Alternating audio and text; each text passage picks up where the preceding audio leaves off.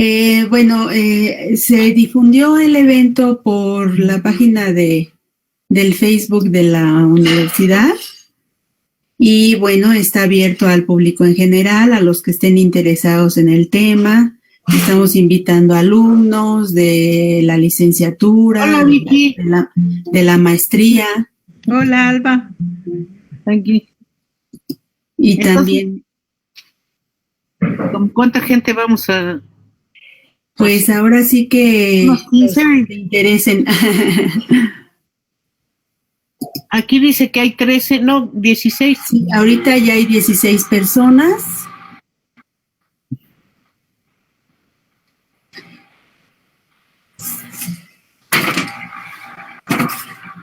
Y bueno, pues se irán sumando conforme vaya avanzando un poquito los tiempos. Pero tú me dices a qué horas.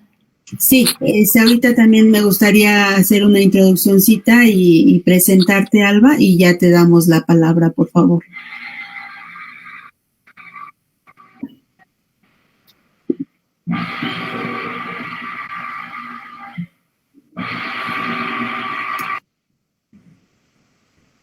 Muchas gracias por permitirnos acceder a esta conferencia. Gracias, Manuel. Saludos a todos ustedes. Hola, mucho gusto. Gracias a ustedes por apoyarnos y por interesarse en estos eventos.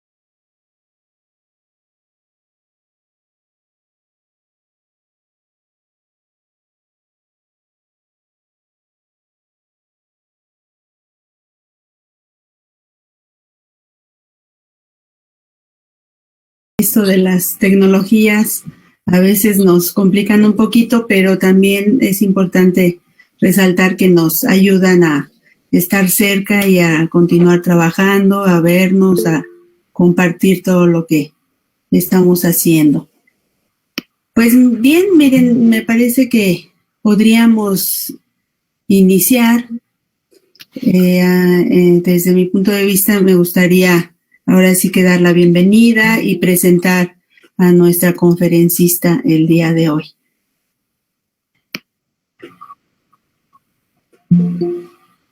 Bien, nada más como sí también tengo que estar aceptando a la gente que se está conectando. A lo mejor me...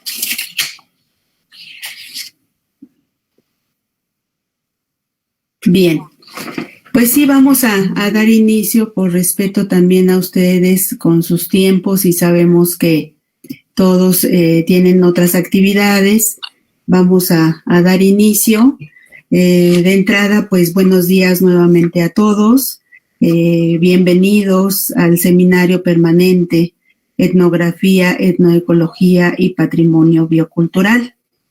El cuerpo académico Etnografía y Sistemas Culturales de la Facultad de Antropología inició con este proyecto desde el 2014 y se ha desarrollado de manera ininterrumpida. Este año participarán con nosotros en el desarrollo del seminario los integrantes de la red denominada Análisis Territorial de los Recursos Bioculturales en el Medio Rural del Instituto de Ciencias Agropecuarias y Rurales de la Universidad, a quienes también agradecemos mucho su apoyo y colaboración. El día de hoy tenemos una gran invitada, es la doctora Alba González Jácome, quien tiene una importante y extraordinaria trayectoria, tanto académica como de investigación.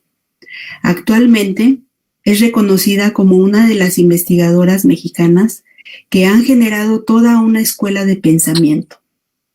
Su línea de investigación, ambiente, sociedad y cultura, ha sido desarrollada en la Universidad Iberoamericana junto con los seminarios de investigación que ella impartió, como el de Ecología Cultural y Antropología Económica, entre otros. Ha graduado a más de 80 estudiantes de antropología, tanto de licenciatura, maestría y doctorado, 3 en historia, una en desarrollo rural, otra en agroecología y una en ciencia política. También ha colaborado en comités externos de tesis en varias universidades y centros de investigación en México y en el extranjero. Como resultado de múltiples investigaciones, ha publicado 23 libros, 11 como autora única y los demás con colegas, alumnos y exalumnos del posgrado de Antropología Social de la Universidad Iberoamericana. Ha coordinado 4 colecciones de libros, ha publicado más de 60 capítulos en libros y más de 50 artículos en revistas nacionales e internacionales. Finalmente, Alba González Jácome se ha posicionado como un referente de los estudios antropológicos orientados a la comprensión del mundo rural, con énfasis en los estudios agroecológicos. Sus estudios profesionales le han permitido marcar la pauta para muchas generaciones de estudiosos. Sin más preámbulo, le damos la palabra a nuestra invitada con su conferencia titulada Maíz y Alimentación en México. Bienvenida, Alba, y gracias por aceptar nuestra invitación, como siempre. Muchas gracias. Gracias a ustedes por invitar. Y buenos días a todos. Les damos la palabra. Gracias a todos nuevamente. Ahorita nos va a hacer favor Alba de subir su presentación. Entonces,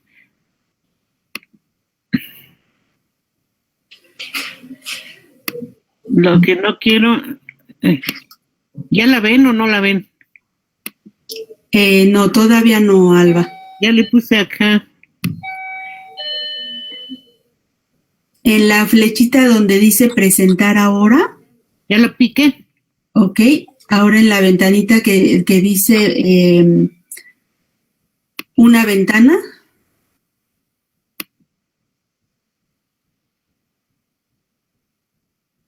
No, no hay ninguna de una ventana, pero ya le... Dice presentar ahora. A ver. A ver.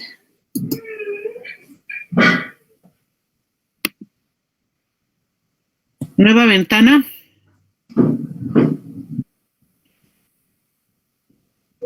O restaurar la sesión anterior. Ok. A ver, a lo mejor... ¿En restaurar?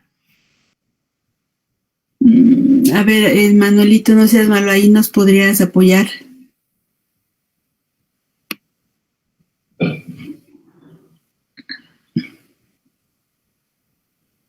Ya no trae acá más opciones. A ver, ahí donde dice, nada más dice pizarra, abrir una... No. A ver, tú tienes abierto tu archivo del PowerPoint. Está abierto.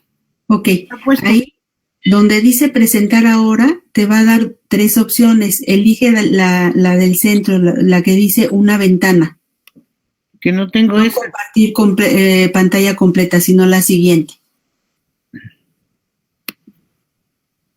No sé si ya se ve. ¿Ya lo ven? No, todavía no, ahorita. Dice, tu pantalla no se puede compartir. Lo sentimos, pero se ha producido un error mientras compartías la pantalla. ¿A qué caray? Eso dice. Está muy pesada tu presentación, Alba.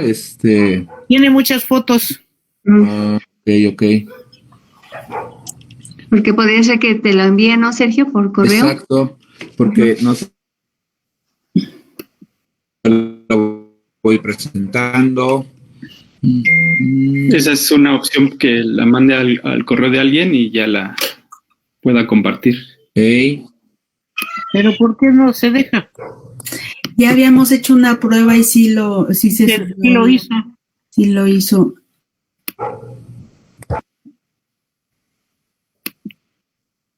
Si le das a la mejor la opción que te indicaba de restaurar.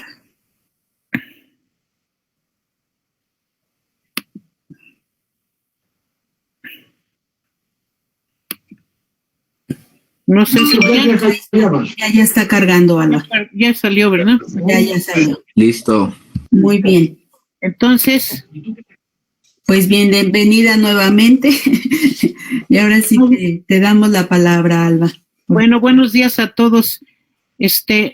Lo que hablar de la alimentación y los orígenes de la agricultura en México es algo bastante largo y requeriría de no una, sino muchas presentaciones, razón por la cual he acotado la presentación solamente en unos cuantos siglos de los orígenes de la domesticación de plantas hacia el 8700 antes de Cristo, al momento en que llegan los españoles al centro de lo que ahora es México. Antes de comenzar con eso, las cronologías de estas épocas tienen variaciones son de tipo local o regional, pero a grandes rasgos la cronología que vamos a utilizar en este caso se inicia más o menos entre el 14,000 y el 12,000 antes de Cristo, cuando llegan a lo que ahora es el norte de México las primeras bandas de cazadores-recolectores. Aunque hay una serie de cuestiones con esto, y es que en la medida que aparecen más descubrimientos, se hacen más excavaciones, la cronología puede variar, puede irse hacia atrás, pero lo que tenemos hasta ahorita es esa época, y a ese periodo le llamamos prehistoria.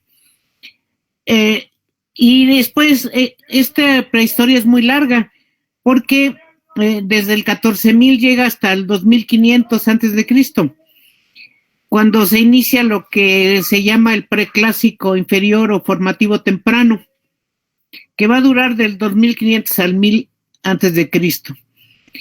Y seguimos con esta cronología, el preclásico formativo medio, el preclásico formativo tardío, para llegar al clásico temprano, que ya se inicia en el 200 antes de Cristo y llega al 650 después de Cristo con la quema y el abandono de Teotihuacán. Y después lo que algunos arqueólogos llaman el epiclásico, que es el clásico tardío para el equivalente en la terminología, para pasar al posclásico, el temprano y el tardío. Con respecto a los fechamientos, hay otras personas que utilizan el concepto de la época histórica, que es cuando aparecen ya códices y una serie de herramientas escritas que nos permiten conocer un poco más de lo que pasaba en esos tiempos.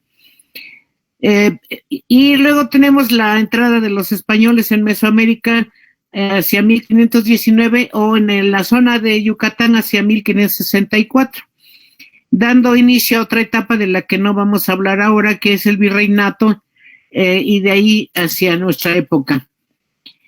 Entonces, ¿qué antecedentes tenemos sobre esta cuestión del maíz y la alimentación? Bueno, hasta lo que ahorita tenemos de investigaciones, el maíz es una planta que fue domesticada en México y en un proceso muy largo que se inicia, como el título de la plática dice, hacia el 8700 antes de Cristo, y que tiene varios usos. El más importante para México es el de que es el grano básico en la alimentación y en la cultura del pueblo mexicano, pero tiene usos científicos, industriales y culturales, que incluyen, en el caso de los culturales, no solo la alimentación y las bebidas, sino también su utilización en la herbolaria, la medicina tradicional, la elaboración de juguetes, de ornamentos y de elementos religiosos, etcétera, y está ligada a una cosmovisión del mundo y a una manera de ver y de entender la agricultura en México que tiene pues una serie de antecedentes muy antiguos, pero que ha sufrido cambios a través del tiempo. Y de esos cambios es que vamos a comenzar a platicar. Había una gran discusión en México sobre si el maíz que conocemos viene de maíz que fue modificado a través del tiempo por los agricultores que lo fueron consumiendo y modificando, o se originó de teosinte. Al teosinte se le puede llamar también teocintle, como lo hace mucha gente. A mí me gusta teocinte, pero esa es una cuestión de cada quien decide cuál le gusta usar de los términos, ¿no? Y se puede escribir con S o con C, y también en las tres formas es perfectamente correcto. Entonces, ¿qué pasaba con estos primeros tiempos? Bueno, que llegaron hacia el altiplano central y luego un poco hacia el sur, los primeros grupos de cazadores recolectores, eso le llamamos bandas. Y las bandas que van a desplazarse, ¿verdad?, hacia el interior de lo que ahora es México, van a llegar a un lugar que ahorita se los vamos a enseñar,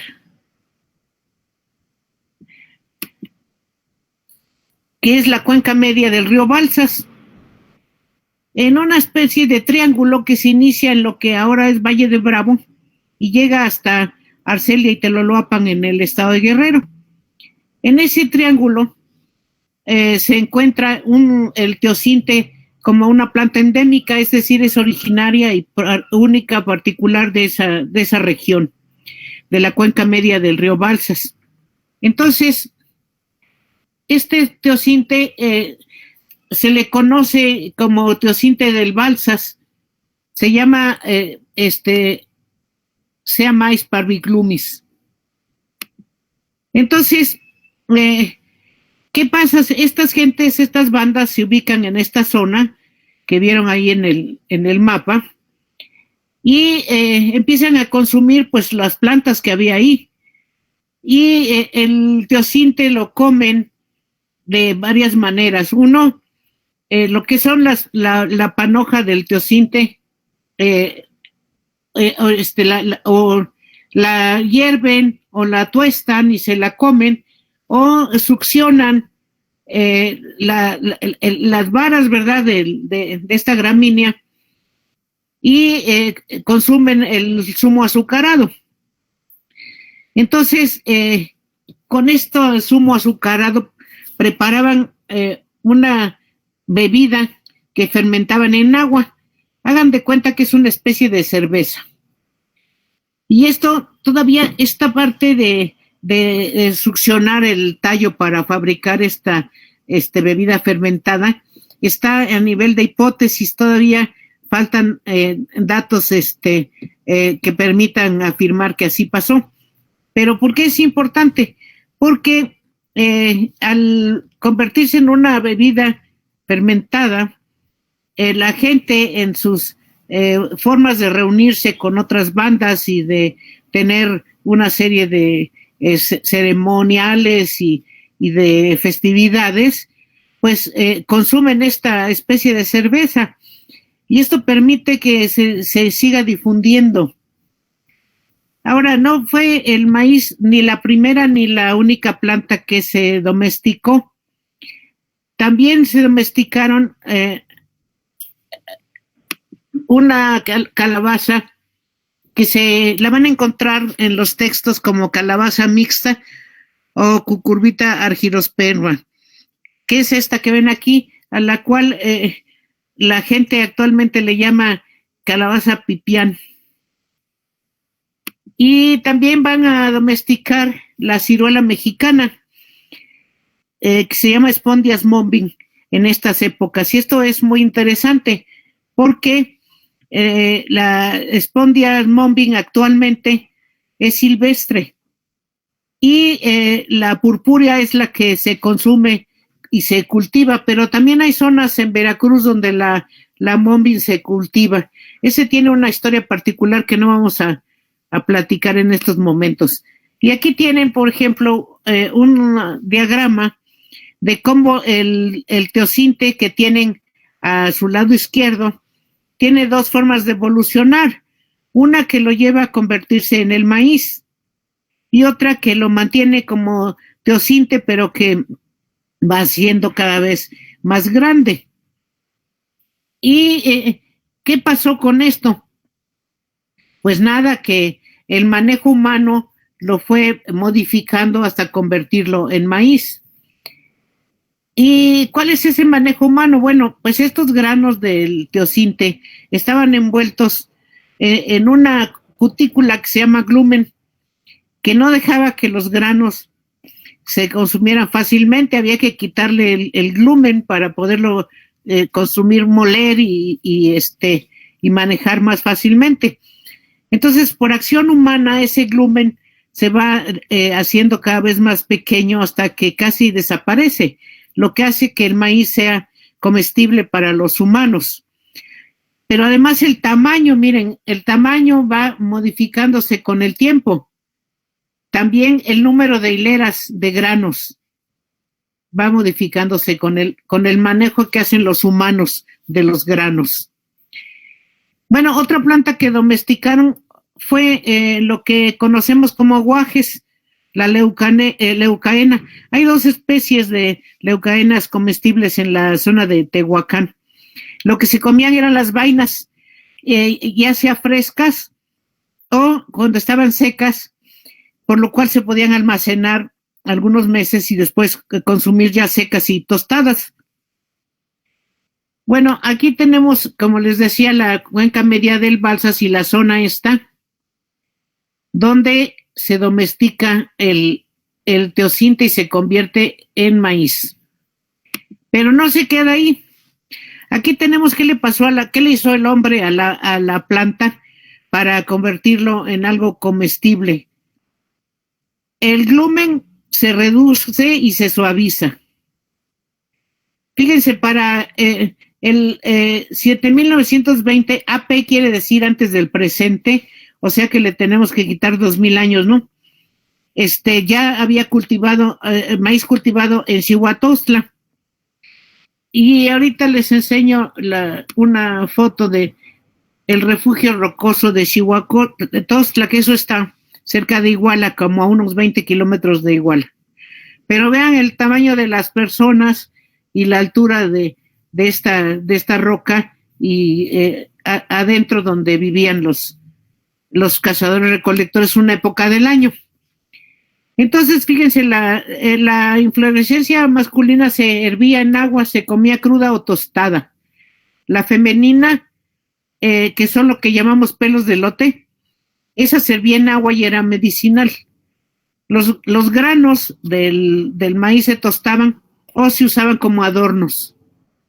En las hojas de la mazorca se envolvía carne de la fauna silvestre cazada y se ponían en el rescoldo de comales y se comían al vapor o asadas. Ahora, esos comales para asar carne no son los que conocen ahora para cocinar tortillas. Los comales primeros son muy gruesos y las orillas son también muy gruesas y esos eran para carne y para tostar semillas, no eran para cocinar tortillas porque falta mucho tiempo para que aparezcan las tortillas. Ahora, ¿qué comía la gente en estas épocas? Bueno, entonces ya tenemos que la domesticación se inicia en el 8900 y 8610. Dolores Piperno, una especialista que fue de las primeras que encontraron todas estas historias de la domesticación del teosinte, dan un número promedio y dicen que es 8700 para no entrar en problemas, ¿no? Pero para el 7200 antes del presente, ¿qué comía la gente? ¿Qué comían estos cazadores recolectores?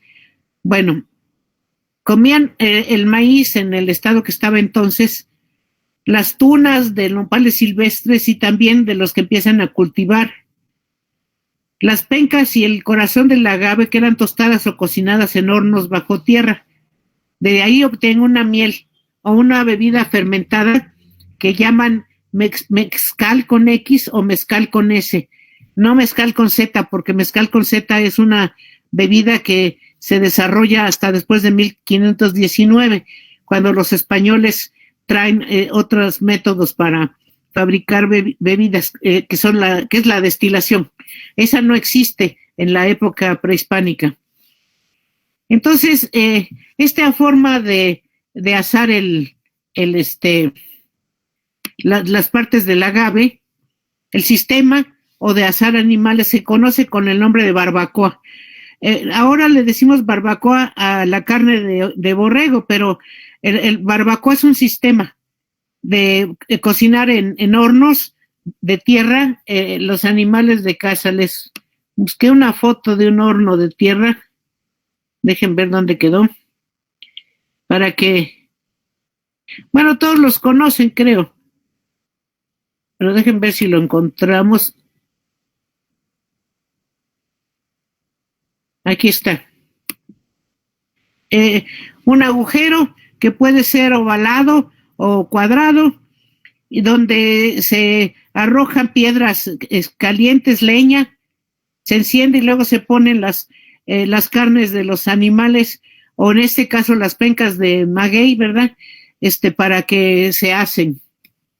Estos hornos en tierra se han encontrado muchos, no solo en Mesoamérica, sino también en el norte de México, exactamente en Sonora, en un sitio que se llama La Playa, donde han encontrado 1,300 hornos para asar las pencas de maguey y también la carne de animales, ¿no?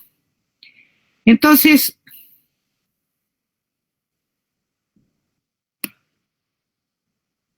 vamos a tener, estábamos viendo qué comía la gente, ¿verdad?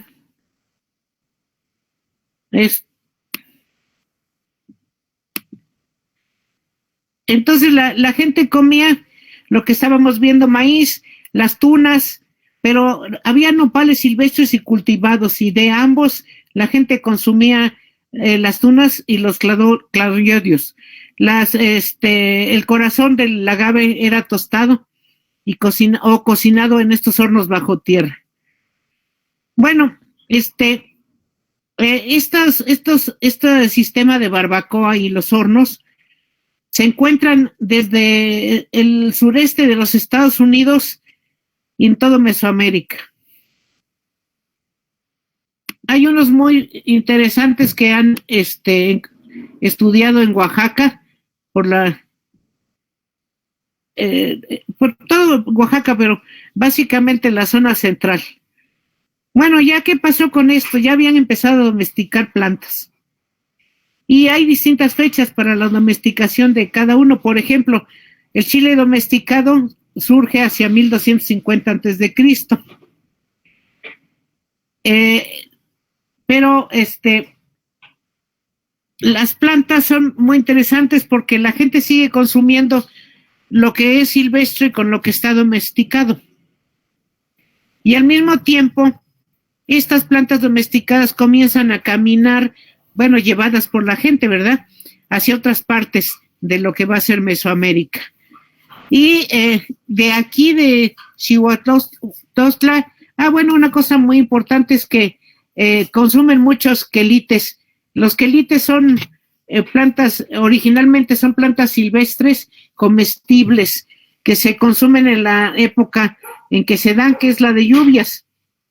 Y que ahora ya hay quelites cultivados también, no solamente silvestres, ¿verdad?, que crecen en la milpa, junto con otras arbences. Bueno, se van los cazadores y los encontramos en los valles centrales de Oaxaca, en una cueva que se llama Guilanaquís, o un refugio rocoso que se llama Silvia, y están cerca de Mitla. Toda esta zona que está aquí, que les estoy señalando,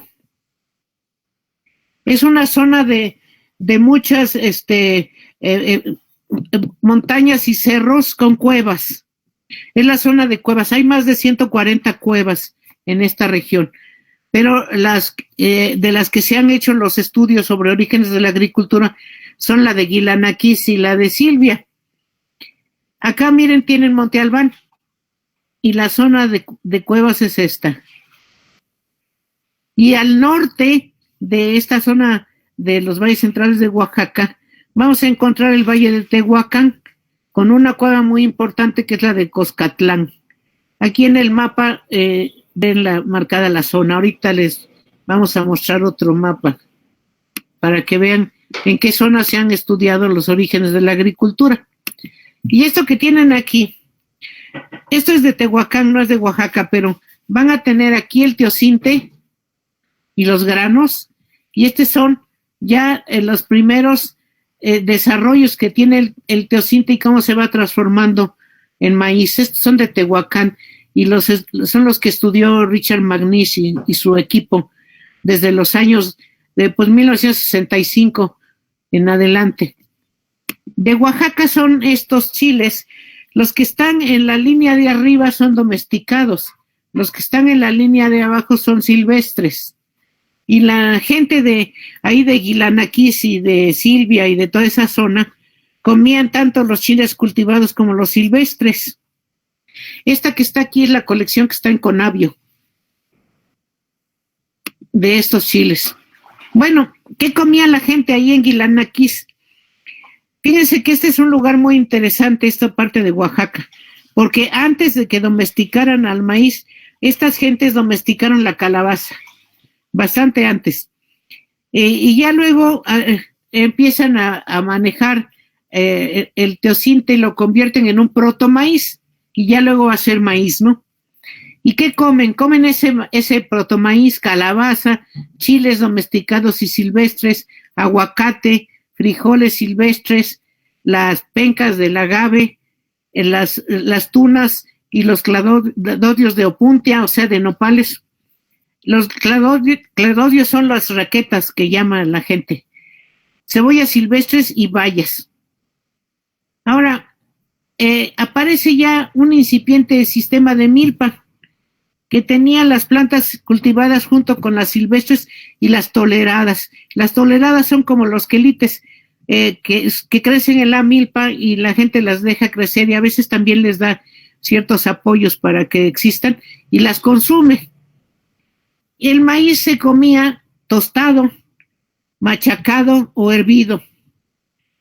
¿Por qué? Porque fíjense, estamos hablando del año 6000 antes de Cristo, pero las tortillas aparecen en Oaxaca hasta que el maíz se nixtamaliza y aparecen los comales para tortillas. Y eso ocurre ya muy tarde, del 500 al 300 antes de Cristo. Es decir, que pasaron miles de años antes de que el hombre descubriera cómo ablandar el maíz para hacerlo más comestible y descubrir la nixtamalización. Entonces, comían, ya decíamos, lo que se llaman en nombre común las raquetas y las tunas. Y aquí en este mapa tenemos marcados los lugares donde se han encontrado las evidencias más antiguas de orígenes de la agricultura. Aquí tienen a los valles centrales de Oaxaca, aquí está Cihuatostla y aquí está una zona entre Tabasco y Veracruz, donde se han encontrado también granos de maíz y olotes de maíz muy antiguos. Esto está en la parte de Mesoamérica. Ahora, vámonos al Valle de Tehuacán. El maíz domesticado en Tehuacán, en Puebla, es del 7900 antes del presente, o sea, del 5900 más o menos. ¿Qué comía la gente en Tehuacán? Comía maíz y que es derivado del teocinte de Cihuatostla. La fauna que cazaba, pescaba o recolectaba. Luego, para el 6800, fíjense, comían maíz, semillas tostadas de algodón nativo, aguacate, el cual domesticaron hacia el 6500 antes de Cristo. Tiene una historia muy interesante, porque el aguacate silvestre es originario de California, Estados Unidos. Y de ahí, a medida que avanzó el frío, el aguacate solito va bajando hacia el sur y va a llegar a lo que ahora es el norte de México, y ahí va a continuar por la costa pacífica, y ya luego una rama de este aguacate se va hacia el altiplano central y otra rama de este aguacate va hacia el sur, y de ahí tenemos los dos grandes grupos de aguacates, el del altiplano central y el del aguacate que llega hasta Guatemala, al sur de Mesoamérica, que son aguacates grandes y son dulces. También van a comer camote, que es cultivado, vainas frescas o secas del guaje, que se colectaban en 2 épocas del año, y el fruto de la ciruela mexicana, ya sea cultivada o silvestre. Aquí tenemos el Valle de Tehuacán y los lugares de cuevas que estudió Magnís con toda su gente. Y esta cueva de Coscatlán es la más importante para la domesticación del maíz, porque ahí es donde se encontró ya maíz totalmente domesticado que ya tiene la apariencia de los maíces actuales. Bueno, ahora, Tehuacán en su estudio ha sido dividido en etapas. ¿Y qué es lo que comían entre el 6800 y el 5000? Miren, comían las vainas de mezquite, semillas tostadas de bules, cladodios y tunas de opuntia, ectia, aguacate, amaranto, vainas de acacia, ciruela, agave, semillas de Lemaireocerus, Julianus, jatropa, frutos de cosahuico, calabaza silvestre y cultivada, chile y semillas del pasto ese que ya conocemos como cola de zorra. Ahorita se los vamos a enseñar.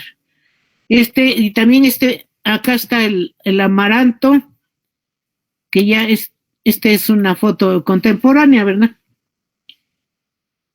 De acá de la zona de Milpalta. Entonces, las bandas van aumentando de tamaño, y entre el 5000 y el 3400 antes de Cristo ya son macrobandas y empiezan a sedentarizarse. ¿Y qué comían? 10% de la dieta total ya era cultivada. Seguían cazando fauna silvestre y recolectaban plantas. Pero domestican el agave y la opuntia, o sea, el maguey y el nopal. En Tehuacán comían maíz, calabaza, frijol tepari, chile, aguacate, coyol, ahorita lo van a ver lo que pasaba, semillas tostadas de ceiba, de pochote, vainas de mezquite tostadas, los nopales, la chupandilla, la ciruela nativa y el cosahuico. A ver, aquí tienen, ese son el frijol tepari, que ya, pues a donde lo encontramos ahora en más abundancia es en el sur de los Estados Unidos, a donde se supone que llegó a través de Tehuacán y luego hacia el norte, hacia Tamaulipas. Acá tenemos la canavalia, del cual se consumían las vainas secas y tostadas. Bueno, y luego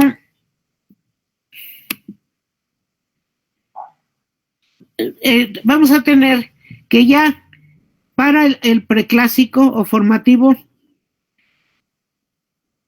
tenemos que la agricultura es la forma más importante de alimentación de la gente. Ya el maíz tiene la forma y los tamaños que conocemos ahora. Y la gente son agricultores de tiempo completo. Ahora siguen, por ejemplo, pescando, cazando según el lugar donde viven, ¿no?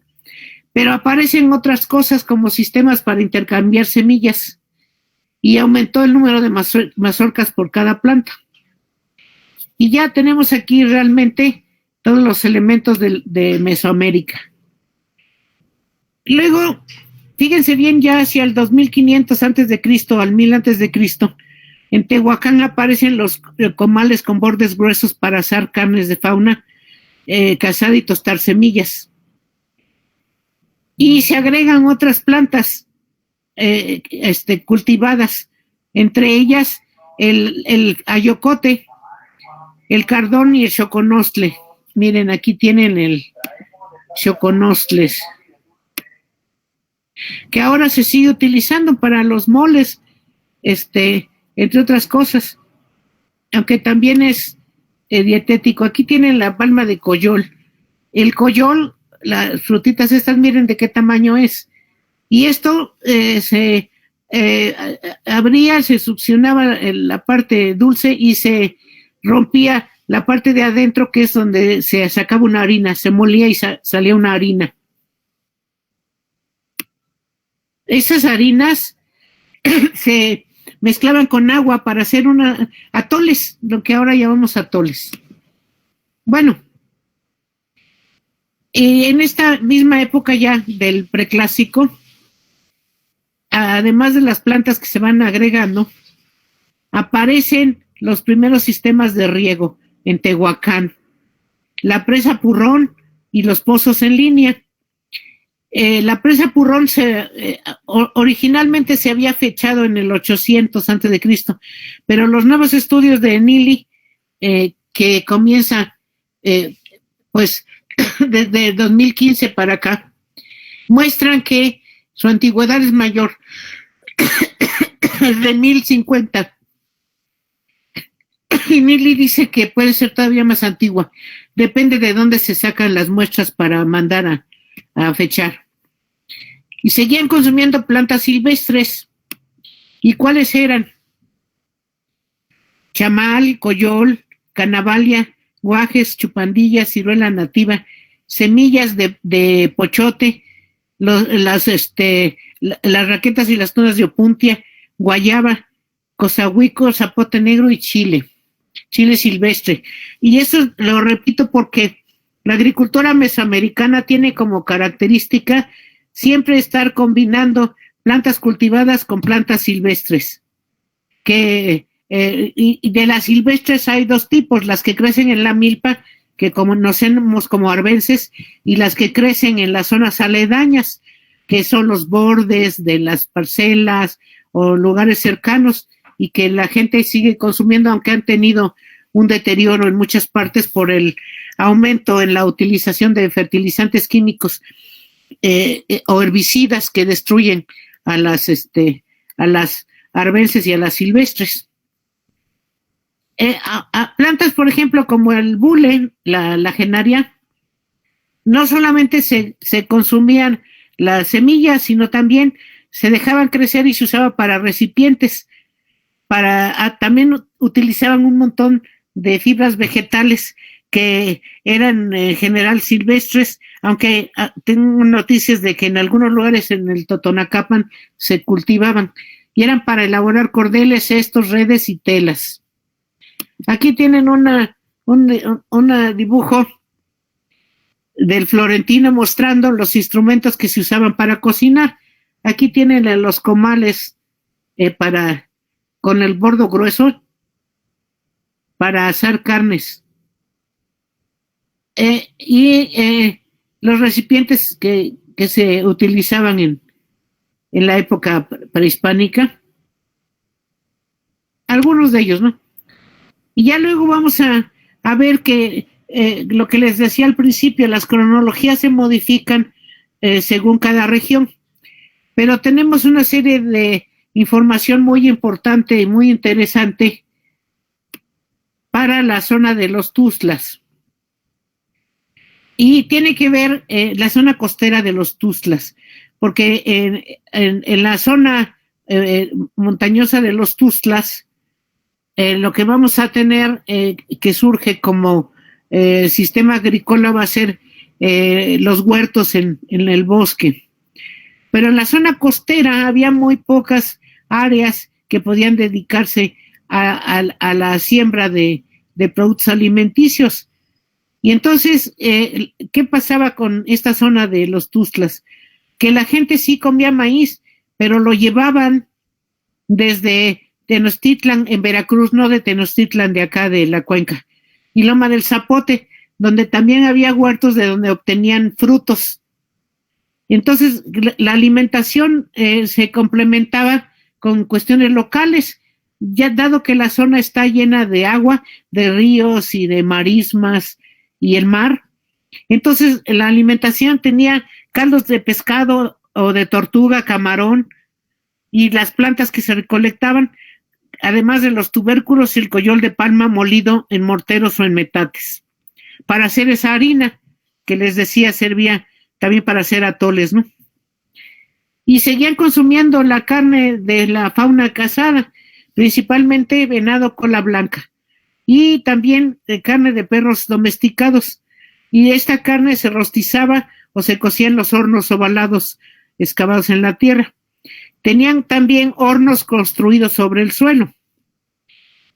Entonces ellos tenían toda esta fauna marina pues ahí muy cerca, pero ¿cómo le hacían para que les durara más tiempo? Bueno, por ejemplo, los pescados se ahumaban, y también cuando llegan los españoles, después de 1519 llegan al norte de Veracruz, van a encontrar cómo los nativos de ahí, los huastecas, también tenían esta misma forma de manejar los camarones y los pescados, todo se ahumaba, y ya ahumados tenían más duración para poder ser consumidos, no de manera tan inmediata. Pero en esta época del formativo o preclásico, ya tenemos representaciones de maíz que están hechas en jade, o las plumas de Quetzal. La deidad maíz tiene rasgos antropomorfos y felinos, ojos almendrados, adornos con semillas de maíz y mazorcas en la cabeza. Y aumenta la importancia del grano en las poblaciones, a pesar de que, como les decía antes, no tenían gran cantidad de tierras para cultivar. Este es el coyol de palma que ya habíamos visto. Este es el horno excavado en tierra. Y ya nos estamos acercando al final del preclásico, ¿verdad? Ya todo el mundo vive de la agricultura. En Oaxaca ya hay villas y cultivaban muchas variedades de maíz: frijol tepari, calabaza, chile, amaranto, aguacate, mezquite, coyol, zapote blanco, tetecho, opuntia, zapote negro, pochote. Y todo esto pues está estudiado por un montón de gentes que han dedicado su vida a entender los orígenes de la agricultura en esta parte del mundo. En Tehuacán ya hay pueblos que tienen de 100 a 300 habitantes y las casas son de bajarec. Están las obras de regadío, se cultivan las planicies y en las barrancas. Ya usan sandalias hechas con fibras torcidas, tienen hornos excavados en la tierra, herramientas de piedra y tejidos de algodón. Ya tenemos que aparece la nixtamalización y el molido del maíz, entre el 500 a 400 antes de Cristo. En Tlaxcala, hacia el 400 antes de Cristo, aparecen las tortillas hechas con masa de maíz. En Chalcancingo, Morelos, entre el 1100 antes de Cristo y el 1000 antes de Cristo, la vivienda tenía cuartos para cocina, habitación y cuartos para almacenar el maíz, lo cual nos indica ya que el tamaño de las mazorcas era suficientemente grande como para permitir el almacenamiento del grano y el que la gente lo podía consumir varios meses en el año. Y ya tenemos acá la última parte del formativo, que va del 400 antes de Cristo al 200 después de Cristo. Ya la población de Tehuacán vive en aldeas que tienen varias construcciones, pirámides de piedra, plazas y juegos de pelota. La población aumentó, es 1000 veces mayor que la original. Tienen agricultura de regadío, nuevas plantas y fauna domesticadas. ¿Qué otras plantas cultivadas consumen? Tomate, cacahuate, guayabas, frijol lima, y tenían además domesticado el guajolote, que se comía hervido o asado, junto con los perros comestibles. Luego, ya el tamaño de la mazorca tenía el que conocemos ahora, el normal de estos tiempos. Y podemos decir que esta gramínea primero fue consumida, luego fue inducida y por último fue domesticada. Y ya también se cultiva cacao, pero no se consume como lo conocemos ahora. Originalmente, el mucílago, bueno, la mazorca de cacao tiene un algodoncillo blanco, ese mucílago, y adentro del mucílago van los granos de cacao. Lo que se fermentaba en agua era el mucílago y se endulzaba con miel de abeja melipona. Hasta más tarde aprendieron a manejar el grano de la mazorca de cacao, porque había que colectarlo, secarlo, tostarlo y molerlo, pero lo molían en metates con un fuego abajo para que pudiera salir el chocolate. Para el 500 después de Cristo, en la zona maya aparecen los tamales. Son de elote martajado, están envueltos en hojas y son cocidos en los hornos que se llaman pib. Se aderezaban con salsas. Encima de ellos se ponía la carne de animales silvestres. Aquí tenemos este plato para tamales, que acá dice de qué es el tamal. Lo tomamos la foto con Sergio y Manuelito en Palenque, en el Museo de Sitio, de los platos para tamales que están en las vitrinas del museo. Ahora vamos a abandonar Tehuacán y Oaxaca y todo esto y vamos a ir a la Cuenca de México muy rápidamente. Cronológicamente lo que va ocurriendo en la Cuenca de México.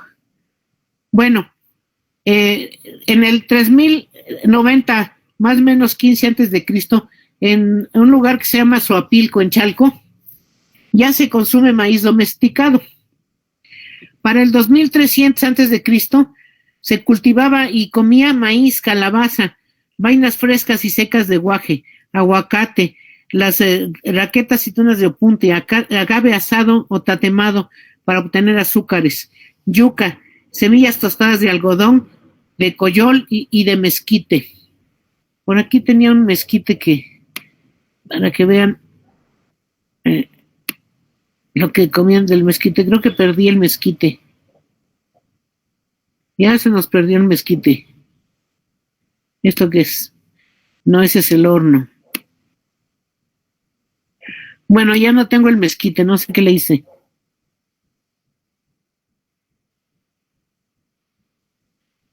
Pero son las vainas del árbol lo que consume la gente, ¿no?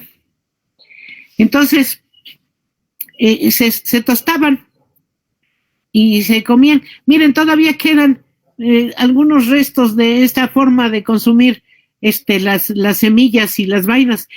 Todavía la gente compra las semillas de pepita tostadas, a las cuales les agregan sal, ¿verdad? O a veces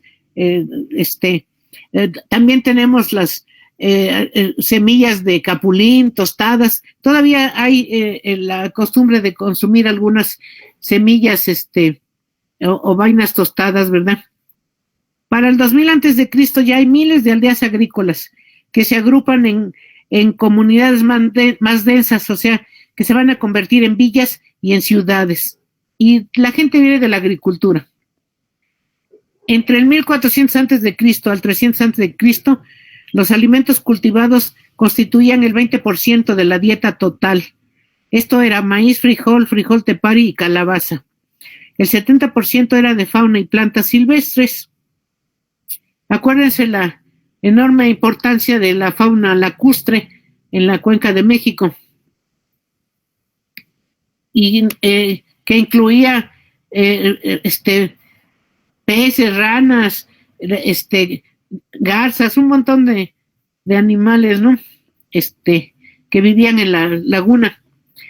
Y esto es muy interesante. Del 1300 antes de Cristo al 800 antes de Cristo tenemos el surgimiento de las primeras chinampas en la cuenca de México.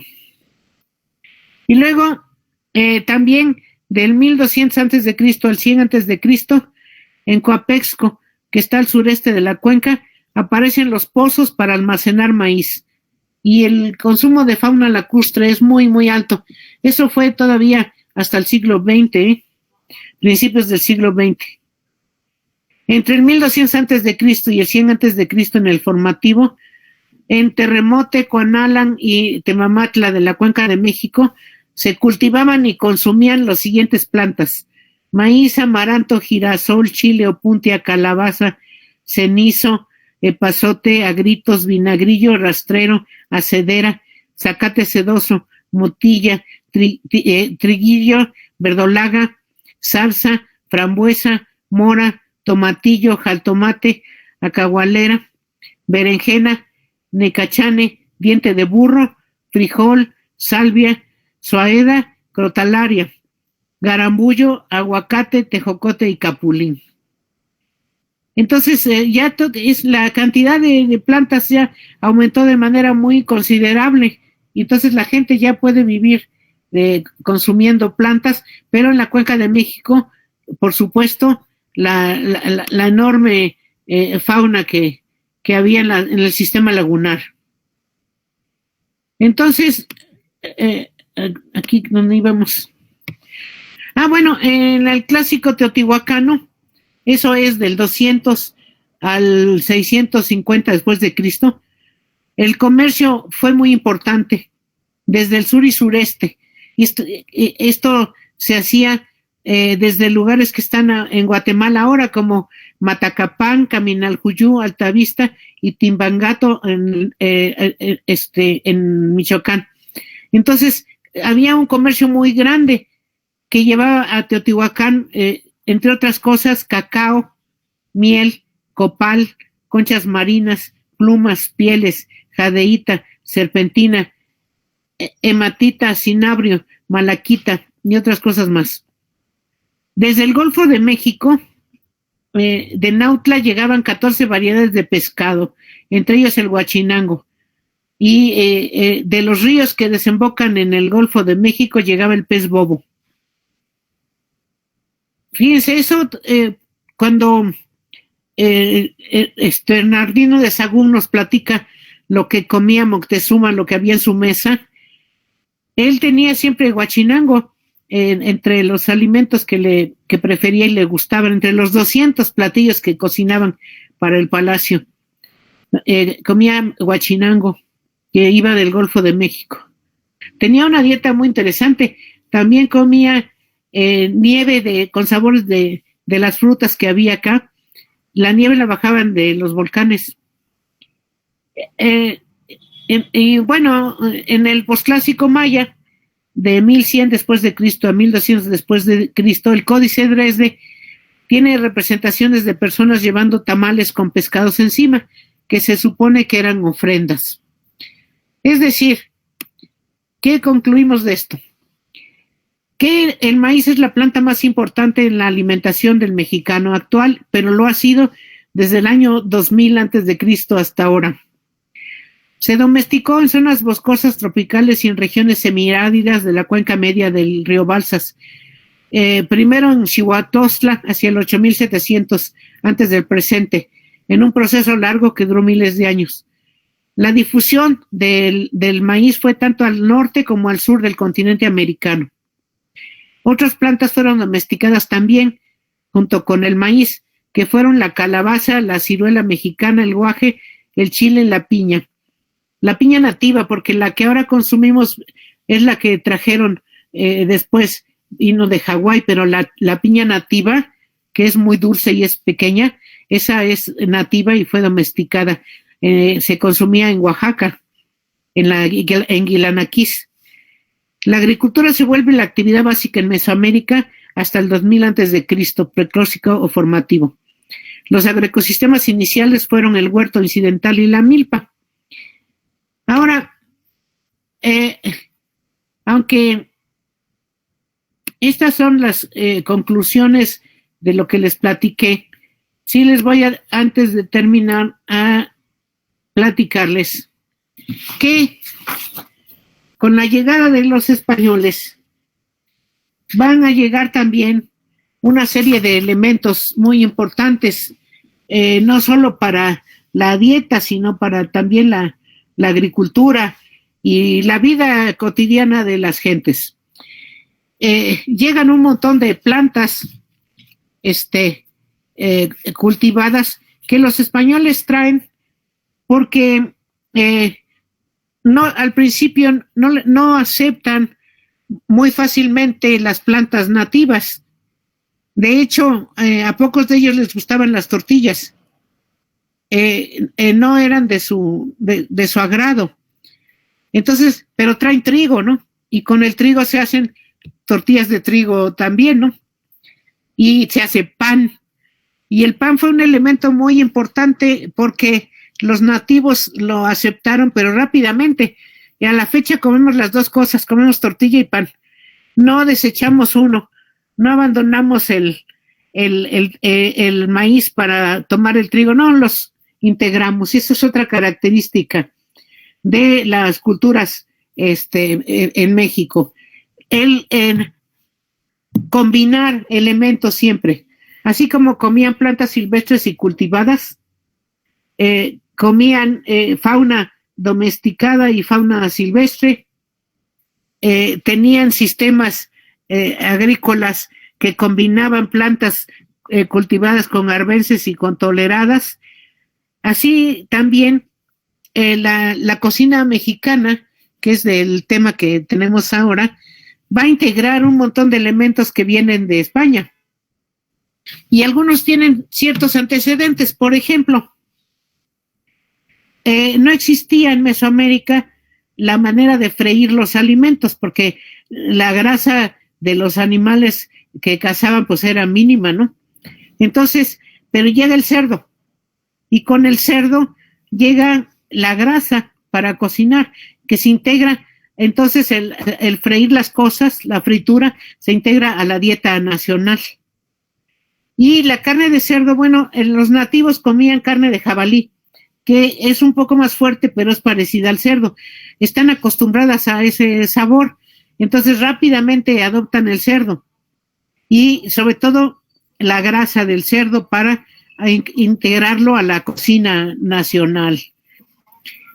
También, si bien es cierto que tenían un alto consumo de aves, el ave doméstica pues era el guajolote y un pato, había un pato domesticado. Pero viene la gallina castellana, le llamaban entonces en el 16, y la integran rápidamente, pero no abandonan el guajolote o pavo, como le dicen elegantemente ahora, sino que simplemente los gallineros se vuelven gallineros para tener guajolotes, la gallina castellana, los pollos, las palomas. Es decir, esta capacidad de integrar elementos es muy importante, porque tiene que ver con una manera no de desechar lo nuevo, sino de ver qué les gusta, qué les huele bien, qué les sabe bien, y lo integran a las dietas de las distintas regiones de lo que va a ser la Nueva España y luego México, ¿verdad? Entonces, por ejemplo, el sistema de barbacoa, ¿no? Pues empiezan a meter en barbacoa los borregos, y ahí hay historias muy interesantes que les voy a contar nada más una.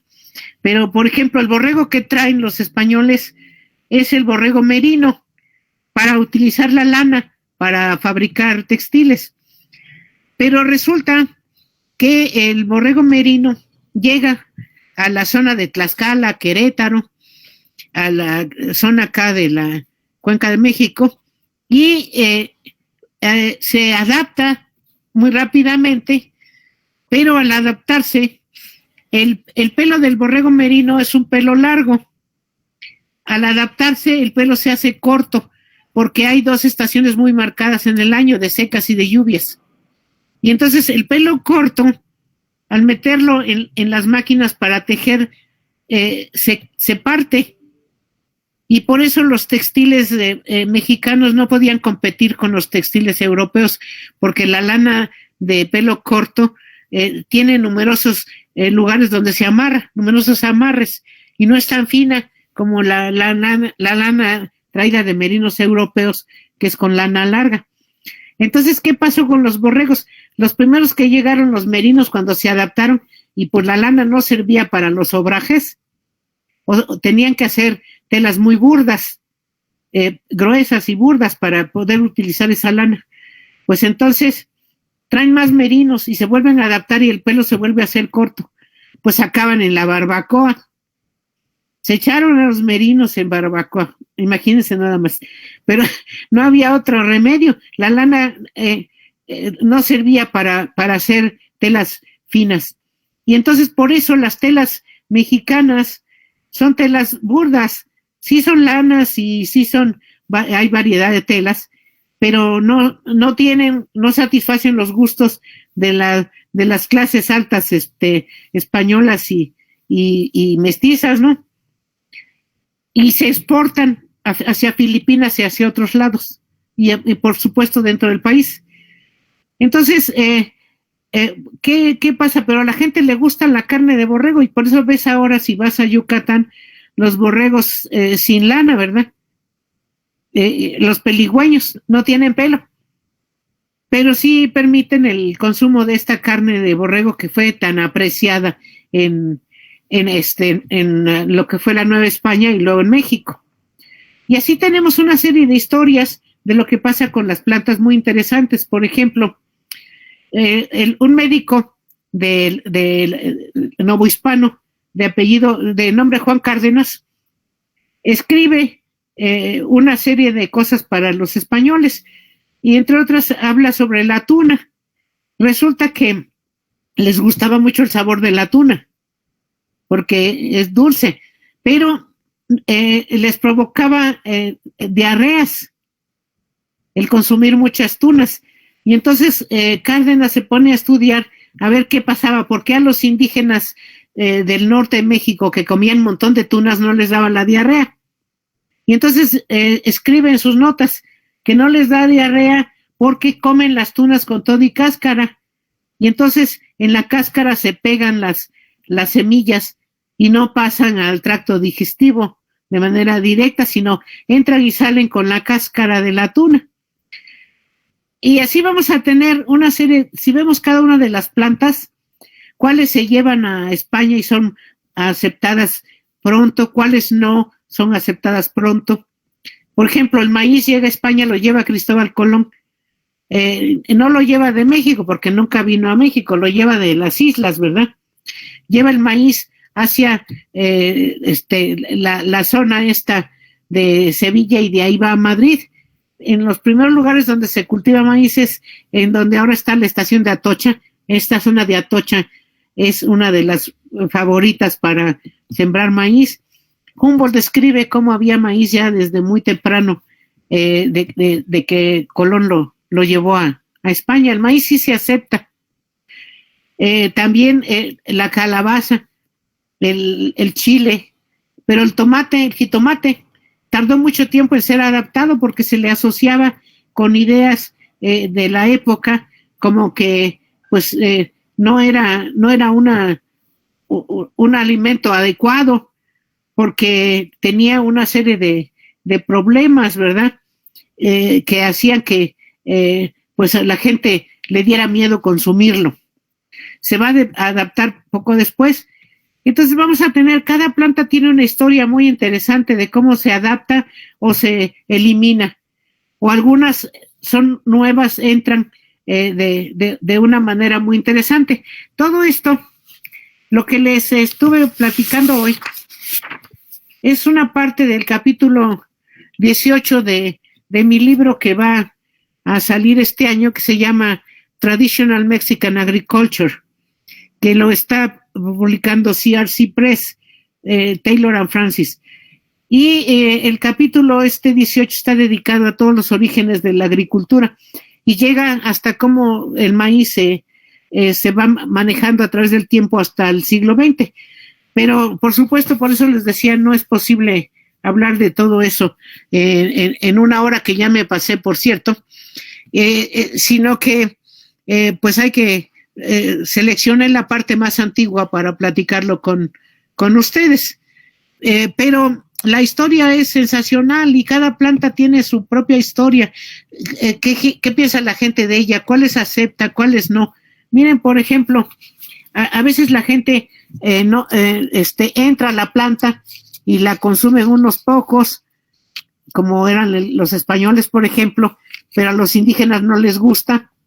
Pasa mucho tiempo, parece que se abandona y ahora, en pleno siglo XXI, está de moda. Es el caso de la que ahora le llaman Cale, que entra con los españoles muy temprano en el 16, pero como tiene un sabor amargosito, lo consumían las señoras españolas y la usaban para los caldos, ¿verdad? La cocina de caldos española. Y resulta que a los indígenas no les gustaba mucho por ese sabor amarguito.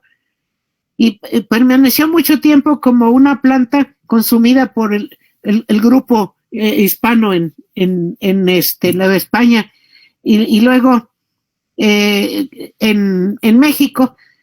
Resulta que casi desaparece y de repente de 20 años para acá, con todo esto de la comida vegana y la vegetariana y la vegana, pues se vuelve a consumir, pero ahora se llama Cale. Ya no se llama bledos, ni se cambió de nombre, pero la planta es la misma. Entonces, cada planta tiene una historia. ¿Por qué se acepta? ¿Por qué se rechaza? ¿Por qué tiene estos cambios a través del tiempo? Y el maíz no es una excepción. Pero el maíz es muy interesante porque se va adaptando, tiene la planta una capacidad de adaptación muy grande a cuestiones de altitud, de humedad, y de condiciones fisiogeográficas y ambientales. Y es por esa característica de adaptarse tan fácilmente con el manejo humano que se le encuentra por todos lados y hay tantas razas y tantas variedades. Tiene esa característica, pero hay otras plantas que están circunscritas por la altitud, crecen solo hasta cierta altitud, después ya no. O crecen en cierto clima, o necesitan mucha humedad, o pueden sobrevivir cierto grado de sequía. Y de aquí que el entender realmente lo que es la biodiversidad en México tiene que iniciarse, entre otras cosas, con el estudio de las plantas. ¿Y a quién le toca estudiar todo esto de qué come la gente, cómo lo come, cuándo, dónde, por qué, para qué? ¿Qué otras cosas están conectadas con los alimentos? Fiestas, ceremonias, ideas sobre el mundo, ideas sobre lo que está cercano al lugar donde vive. El caso es que a partir de esto, para la antropología, esto da una serie de caminos muy amplios que están abiertos a numerosos estudios que son ahora, por cierto, muy importantes, ¿no? Y que además también nos enseñan cómo las gentes que se han dedicado a la agricultura desde temprano, cómo le han hecho para sobrevivir ante vicisitudes de tipo climático, ante inundaciones, ante faltas de agua, las sequías que ocurren fuertemente ocurrían cada más o menos 30 años y ahora ocurren de manera más seguida, alternadas con unas inundaciones realmente muy fuertes, ¿no? ¿Qué le hacía esta gente para subsistir ante estos riesgos? ¿Qué tiene que ver todo esto con aspectos tan importantes como la salud? Porque la alimentación está íntimamente relacionada con la salud. Y creo que por eso todo esto resulta de primordial importancia para la antropología, ¿no? Porque además conecta al investigador no solo con la gente con la que convive y habla, sino también con el ambiente, el medio en que la gente vive y en la cual está desarrollando una serie de cuestiones culturales que incluyen las ideológicas alrededor del ambiente en el que vive, lo que hace para comer, para alimentarse, dónde trabaja, cómo cuida su salud, cómo vive. Entonces, esto es, desde mi punto de vista, para un antropólogo, el inicio de muchas líneas de estudio, de investigación. Y por eso es muy importante. No es la dieta por sí sola, es la dieta conectada con toda una serie de elementos socioculturales de primer orden, que también nos conectan, por supuesto, con otras disciplinas, como son la geografía, la historia, la ecología, la etnoecología, todas las que ustedes quieran, pero que parten del estudio de esta conexión entre el hombre, el ambiente, sus actividades, lo que come, su salud, etcétera. Y no sé, Laurita Reyes, ¿cómo tienes planeado la participación de la gente? Sobre la bibliografía. Ya les dije que esto que les di es una parte de mi capítulo 18 de mi libro sobre agricultura tradicional en México, pero también hay otras cosas que les pueden servir de base en caso que se interesen. En la revista de Geografía Agrícola, no sé si la pueden ver, ahí en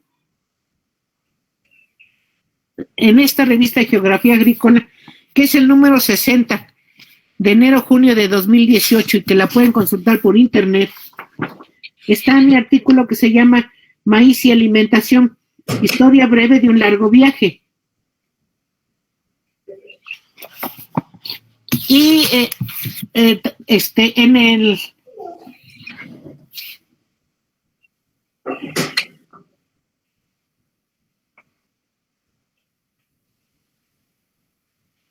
este libro que les voy a enseñar, no sé si se vea.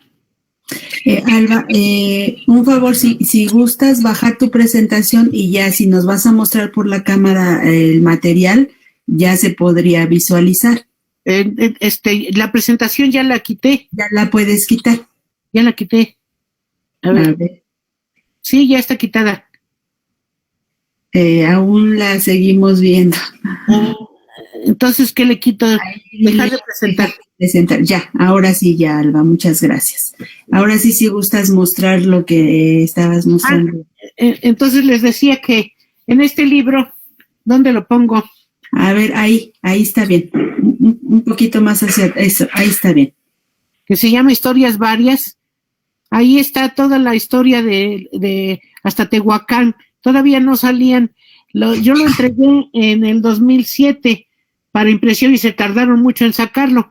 Y hasta el 2008 empezaron a salir todos los estudios de Guilanaquis y de Silvia en Oaxaca.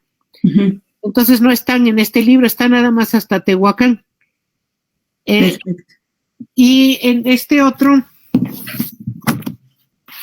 este es el que, no sé si se ve. Un poquito más hacia ti, hacia tu izquierda. Ándale, ahí está bien, sí. Ahí está el artículo sobre maíz y alimentación.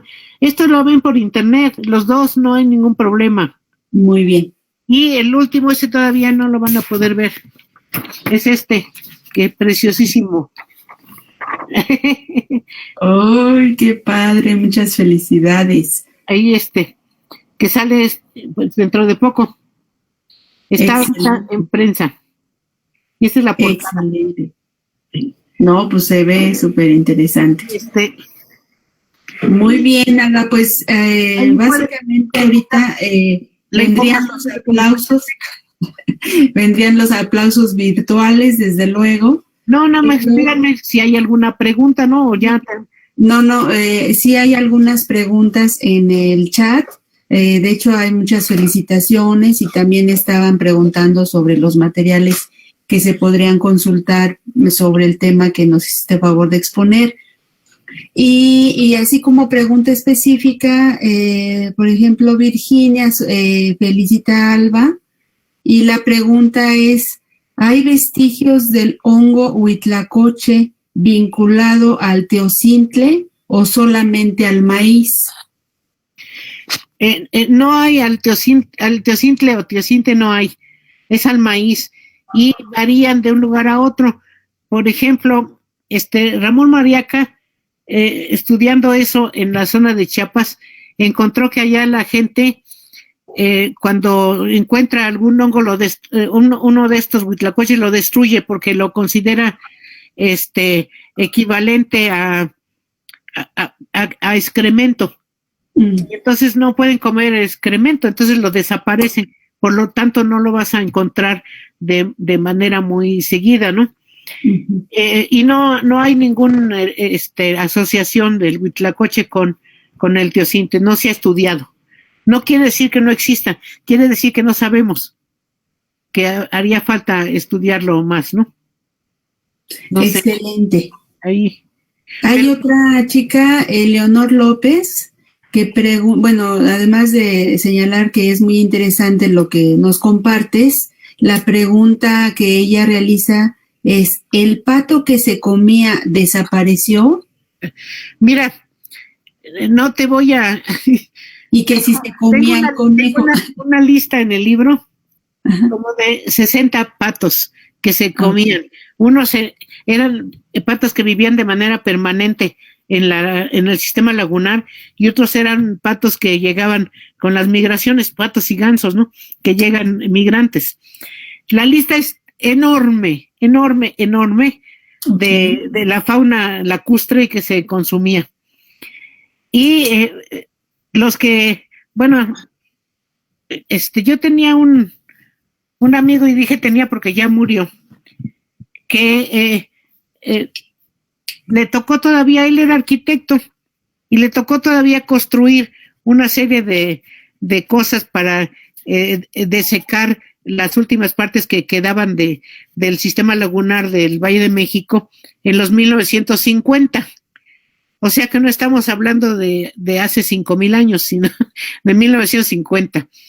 Y dice que todavía cuando él era joven y andaba por ahí caminando por la zona lo que quedaba de la zona lacustre, que todavía veía a las señoras que cazaban chichicuilotes y salían a venderlos y que gritaban, chichicuilotitos, niña, y los vendían, y la gente consumía chichicuilotes muy a menudo y que eran muy baratos y muy sabrosos. Entonces, ¿por qué se dejó? Porque el pato se convirtió de un animal que se comía consuetudinariamente y que se cocinaba de muchas maneras en un pato gourmet, que ahora hay que ir a los restaurantes caros para poder consumir pato en pipián o pato, y ahora ya se llama que laqueado, que dice que al estilo chino y no sé qué tanto. Entonces un elemento como el pato, que era común a la vida cotidiana de las personas del Valle de México, ahora, antes Cuenca de México, se vuelve, desaparece con el sistema lagunar y se vuelve de un alimento cotidiano en un alimento gourmet, pero pasa lo mismo con muchas cosas. Por ejemplo, Francisco Hernández, el protomédico de Felipe II, que estuvo 2 años en México estudiando plantas, y lo mismo Bernal Díaz del Castillo en su historia de la conquista de México, describen cómo las gentes del sistema lagunar iban a una región a colectar alga espirulina, y con esa alga espirulina hacían, decían ellos, una especie de quesos que eran de color verde, y la gente, tanto los nativos como los españoles, les encantaban esos quesos verdes y los consumían, iban a comprarlos al mercado de Tlatelolco. Bueno, díganme ustedes si ahorita encuentran alga espirulina en queso, ¿no? La van a encontrar en pastillas y ya va a ser parte de la herbolaria que se vende en tiendas, ¿verdad? Bueno, por eso les decía hace un rato que el manejo de todos estos elementos ha sufrido cambios a través del tiempo. Claro que sí. No son iguales a como se consumían antes. han cambiado los usos también, y los patos eran un montón. No se los leo porque me van a matar, porque mi latín así como muy bueno no es. Entonces, pero son más de 100 entre las aves lacustres que se consumían en la Cuenca de México. Más de la mitad migrantes y los otros que vivían acá en la cuenca de manera permanente, ¿no? Muy bien. Eso es muy bonito, escrito por un señor que se apellida Espejel, que tiene un libro maravilloso sobre la cuenca lacustre, en la época prehispánica, ¿no? Uh-huh. Y me costó mucho trabajo conseguir los nombres científicos de los patos. Tuve que recurrir a fuentes con el Smithsonian y cosas así para saber, porque están en náhuatl los nombres. Ok, muy bien. Y para convertirlos al castellano, solo hay unos pocos que son mencionados en español. La mayor parte se mencionan en náhuatl, pero sí son un montón. Entonces, pues, no sé si contesto tu pregunta, pero hay muchos patos. Claro que sí. Sí, Alba, definitivamente. El ganso canadiense, que era esperado, cada año, ¿no? Muy bien. Para comerlo acá en Pipiancito. Un profesor está con nosotros con el nombre de Desconocido. No sé si pudiera abrir su micrófono y formular su pregunta, profesor, porque no es muy clara con relación al almacenamiento del grano del maíz. ¿Qué querría usted preguntarle a la doctora Alba sobre eso?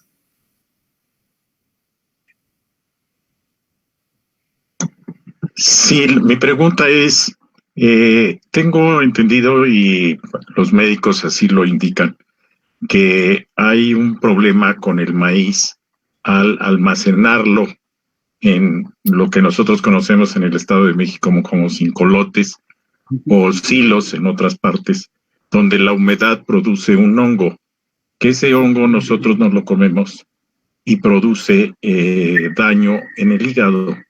A la larga, no es por de mañana le salga una enfermedad del hígado, sino cuando la persona durante su vida come ese maíz, hay un hongo que se va al hígado.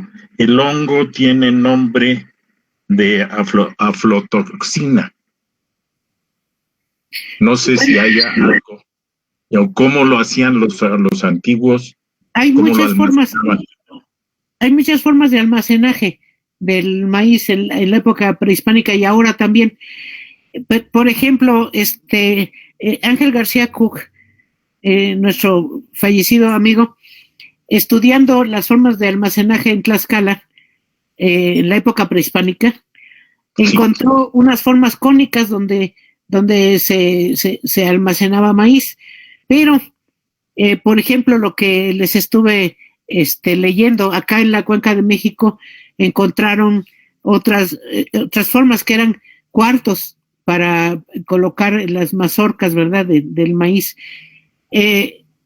Y hay otras formas de almacenaje, que es colgar las mazorcas de las vigas para dejar que el aire pase, ¿verdad?, e impida que los insectos se queden en las mazorcas, ¿no?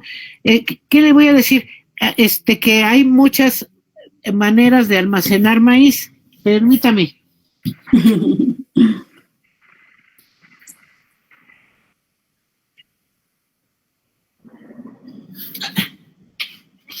A ver si lo puede ver este precioso libro. No sé si lo ven. Sí, cómo no. Se llama pues Almacenamiento Prehispánico. Ahí tenemos un cincolote. Ajá, sí. Y esta es una preciosidad del libro que está hecho por la gente del CEMCA, el Centro de Estudios Mexicanos y Mesoamericanos de la Embajada Francesa, en combinación con la Universidad de San Luis Potosí. Le recomendaría. Mi conocimiento sobre enfermedades específicas no es muy grande.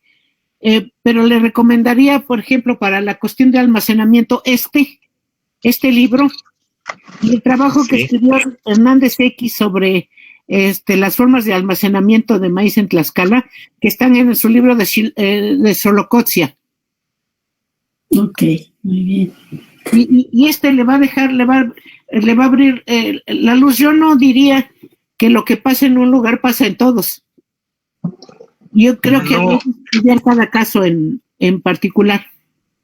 No, es que el problema existe en el centro del país, en Mesoamérica, en el centro de América y de México, por la humedad. En la parte norte del país, que ya todos sabemos que es muy seco, y además, es más fácil. Maestro, acuérdese, por ejemplo, que antes, no ahorita, el cincolote o lo que el depósito para maíz estaba cerca de los baños de vapor, para que el vapor entrara, el vapor que se generaba en el baño, en el temazcal, entraba para por las partes que se dejan descubiertas en estos depósitos para acabar con los insectos. Y de las formas contemporáneas, a mí me tocó ver en Tlaxcala que lo que hacían era rociar o barrer con cal el lugar donde iban a colocar las mazorcas de maíz. Las secaban antes y ya luego las colocaban. Entonces, la cal chupa la humedad. Sí, pero yo creo que la respuesta es: hay muchas formas y habría que estudiar en cuáles formas la manera que se maneja ha cambiado, y sí puede producir eso, por supuesto. En qué lugares se conservan las formas estas de ventilación con el humo del temazcal. En Tlaxcala yo las vi, y no hace 1000 años. Bueno, aunque ya estoy viejita, pero tampoco. No, hombre, por favor. Para verlos de hace 1000 años. Entonces, muchas gracias. Acumulada. Hay que ver cada caso, y es posiblemente que sea muy cierto, sí, lo que dicen los médicos, pero habría que ver cuándo pasa y cuándo no. Así es. ¿Y por qué? Sí. Maestra, una felicitación muy amplia y le agradezco mucho su atención. Gracias a usted por venir a escucharnos. Sí, muchas gracias. Gracias. Alba, pues están las felicitaciones, y en lo personal, dado que hay alumnos conectados de licenciatura y maestría, me parece que sería muy importante si nos compartes cuáles son las bases teóricas con las que te apoyas para realizar tus estudios. Bueno, lo que pasa es que por razones accidentales en la vida que uno no busca, yo soy interdisciplinaria. Muy bien. Entonces estudié pedagogía primero, luego estudié historia, luego estudié antropología, soy especialista en etnología, luego estudié otra vez historia, y estudié antropología social, especializada en Mesoamérica, en antropología demográfica y en antropología económica, y luego estudié ecología. Entonces quiere decir que soy bien jovencita, pero aparte de eso, yo creo que es difícil, y además tratar de entender problemas como estos desde varias disciplinas es bastante complejo, y lo que usa son teoría de sistemas para poderlo hacer, sistemas complejos. Y bueno, a ver qué pasa. Este libro que va a salir, que está ahorita, que está en prensa, el que les enseñé la portada,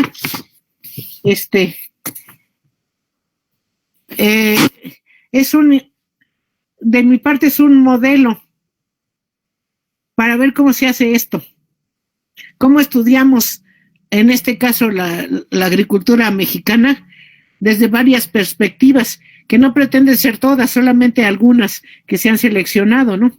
Uh-huh. En este caso, la etnología, la historia, lo que hago es historia ambiental, la economía, y lo que hago es antropología económica, y es una combinación. Y por supuesto, el que no tengas otra cosa que hacer y te dediques a estar leyendo y escribir, porque si estás muy ocupado no hay tiempo. No, la verdad es que son problemas que son holísticos. Vas buscando y aparecen más cosas que entender. No son fáciles. Pero bueno, pues uno le echa las ganas y hasta donde puede, hasta donde le dé la vida, ¿no? Exactamente. Pero es interdisciplina. Muy bien. Pues De muchísimas todas ellas, la que me encanta es la historia y la etnología. Esa combinación es muy buena. excelente. Muy bien, Alba, pues muchísimas gracias por compartirnos todas estas conocimientos y experiencia con relación a tus investigaciones. Pues no nos queda más que agradecerle a la doctora Alba por su excelente, ahora sí que conferencia, y no sé si alguien más quisiera tomar la palabra para saludarla o hacer algún otro comentario. Sería el momento también para no abusar de sus tiempos. Hay otra pregunta de Adriana C. Torres. Dice si tiene alguna sugerencia de bibliografía sobre la parte ritual de la alimentación o creencias sobre los platillos. Sí, pero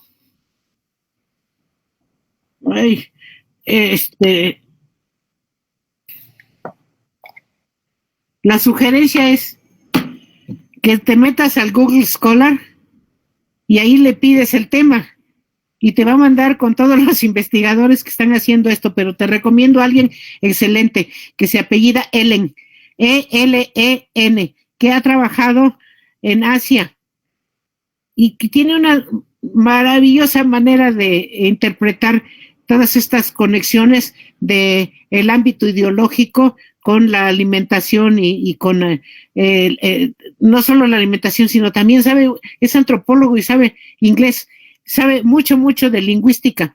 Entonces conecta la lingüística con cuestiones de cosmovisión y la idea de cómo la gente utiliza el lenguaje para la alimentación, para la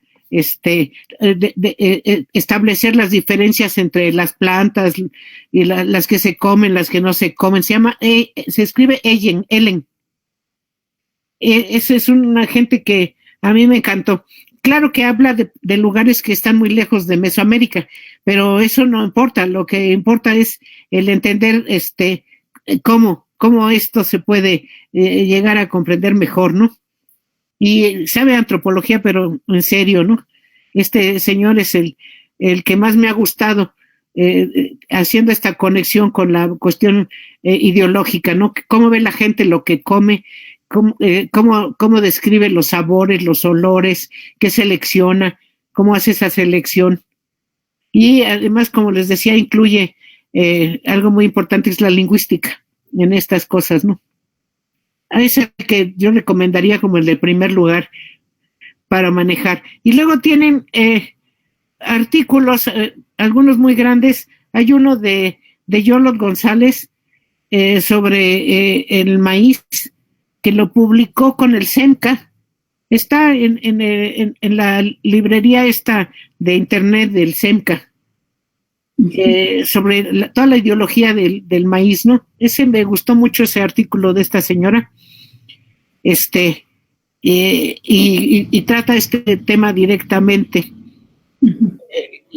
Pero yo me quedaría con Ellen, y además aprenderían un montón de sociedades y culturas muy ajenas a las nuestras, ¿no? Pero que nos permiten comparar. Y a la señora Yolot González, es muy bonito su trabajo sobre el maíz e ideología, cosmovisión, ¿no? Del maíz. Eso sería, entre otras cosas, algo que... Y luego también hay otro artículo. Hay un libro buenísimo, déjenme enseñárselos. Ay.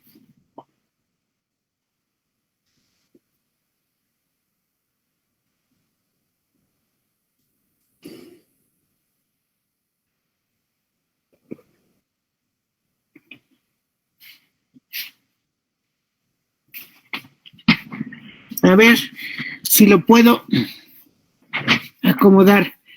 Un poquito más hacia abajo, Alba, por favor. Sí.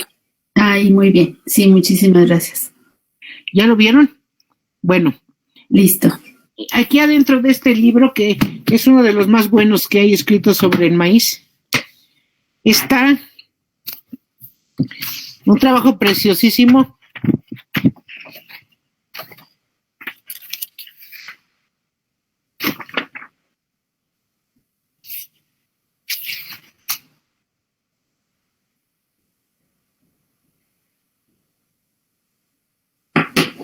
que se llama con esta Janie Salcorn, Bárbara Edmondson y Cándido Hernández Vidales, que se llama Tipac and the Origins of Maize in Northern Mesoamerica. Está preciosísimo porque tiene una parte sobre las tradiciones mesoamericanas sobre el maíz y tiene otro artículo de Brian Strauss que se llama Maize in War, an Image in Southeastern Mesoamerica, y tiene una parte que se llama Ritual Names and Maize Deities, Rituals, Numbers, Glyphs, Images, Calendar, Plants. Son preciosos los artículos de este libro.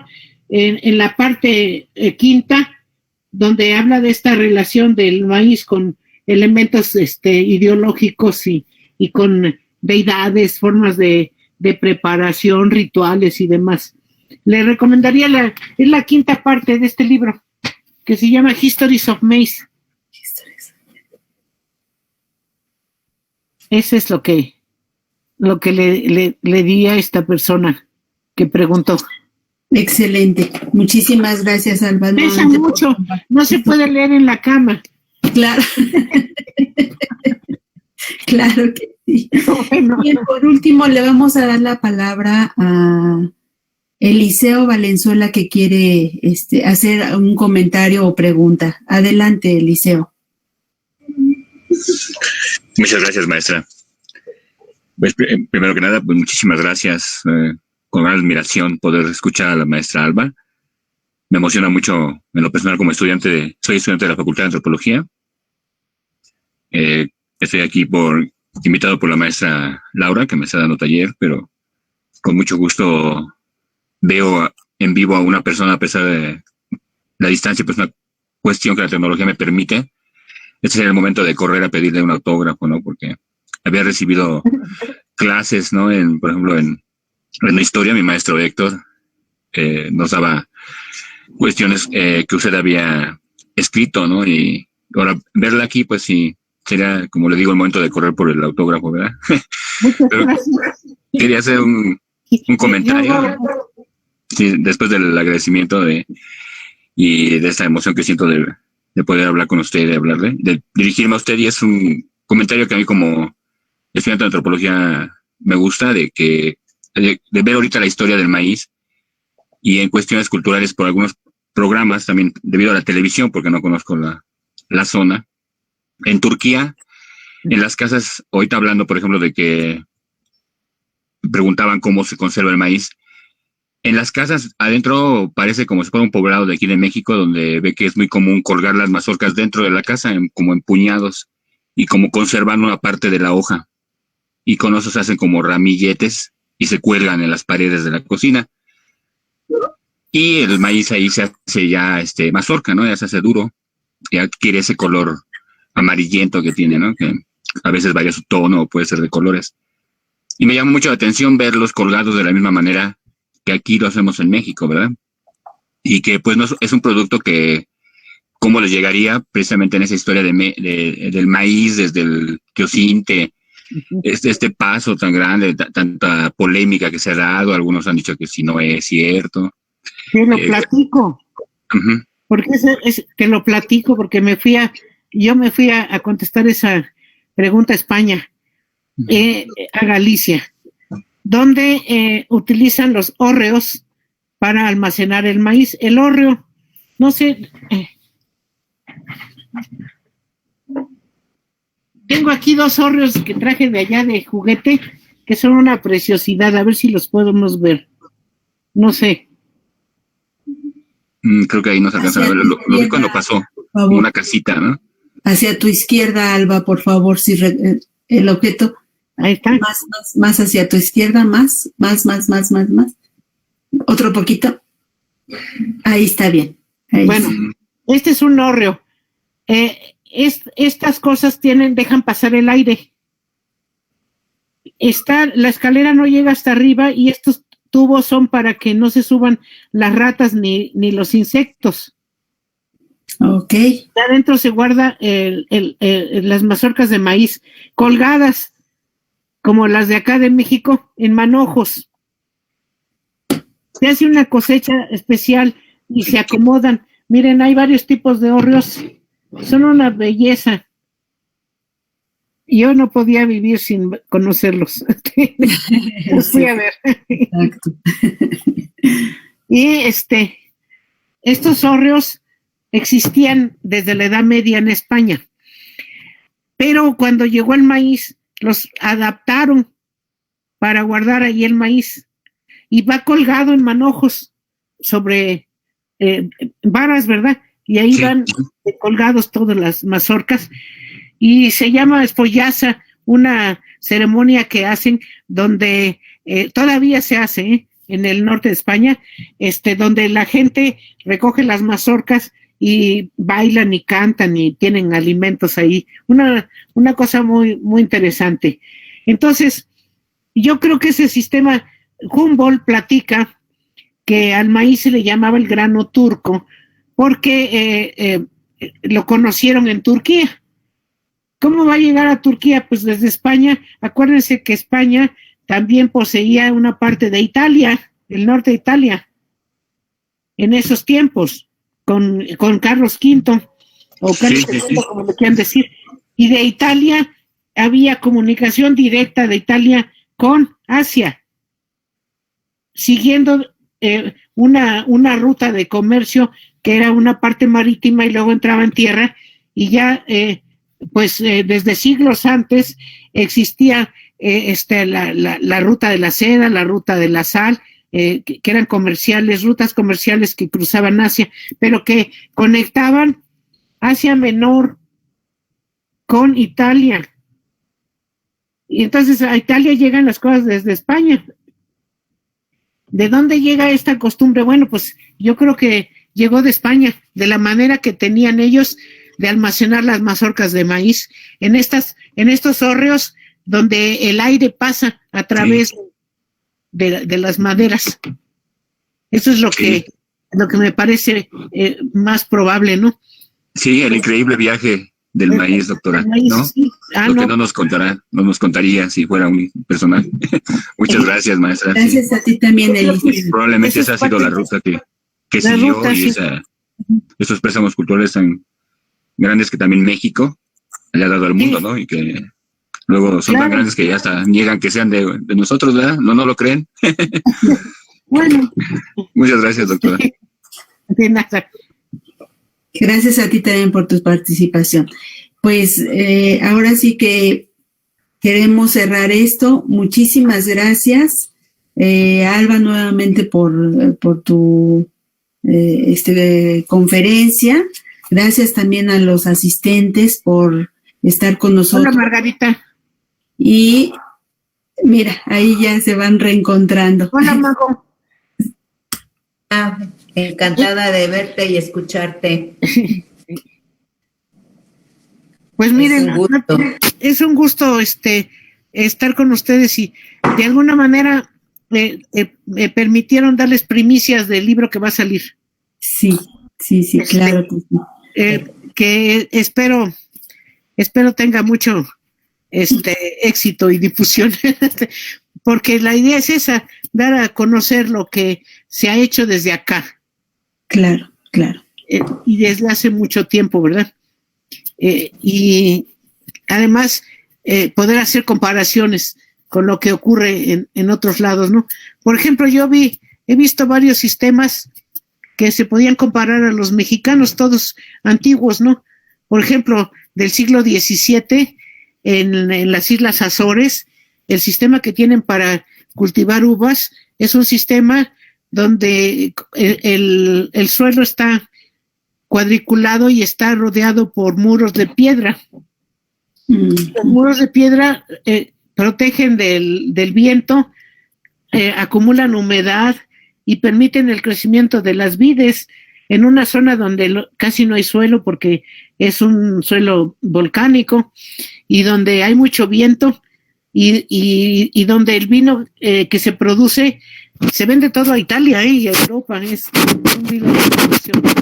Y ese sistema con muros de piedras en México lo encontramos, le llamamos ahora ringleras, y estas ringleras podían servir también como límites entre terrenos o como límites entre zonas que se podían inundar cercanas a los ríos.